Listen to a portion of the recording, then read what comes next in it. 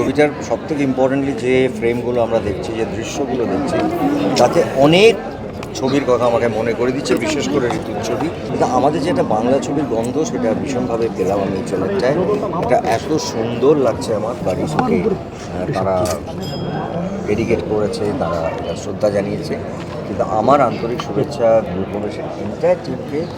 আমরা যখন কোনো চরিত্র করি, প্রত্যেকটা চরিত্রকে একদম আপন করে নেওয়ার চেষ্টা করি এবং প্রত্যেকটা ক্ষেত্রে নতুন নতুন চরিত্রের জন্ম দেওয়ার চেষ্টা করি। সো এক্ষেত্রেও একেবারে অন্য একটা ক্যারেক্টারকেই তোমরা দেখতে পাবে, যেটা কখনো আগের শুভশ্রী করেছে, মানে তুমি তিতলিকেই দেখতে পাবে, কখনো শুভশ্রী করছে বা কাউকে চেনো তুমি, এমন কাউকে চেনো, সেটা তোমার মনে হবে না।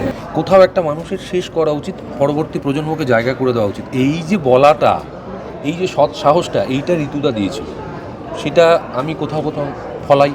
এটা ইন্দ্রজিৎ দাশগুপ্তের একটা ড্রিম প্রজেক্ট, বহুদিন ধরে, আই থিঙ্ক 2022 থেকে উনি এই প্রজেক্টটা নিয়ে করার জন্য লড়াই করেছিলেন। লেখালেখি, প্রডিউসারের সঙ্গে কথা বলা, প্রডিউসার আসা, প্রডিউসার চলে যাওয়া, অনেক কিছু ঘটেছে, বাট উনি ডিটারমাইন্ড ছিলেন যে আমি এই ছবিটা করব, আমি ঋতুদাকে ট্রিবিউট দেব এবং জুন মাসেই রিলিজ করব আর কি।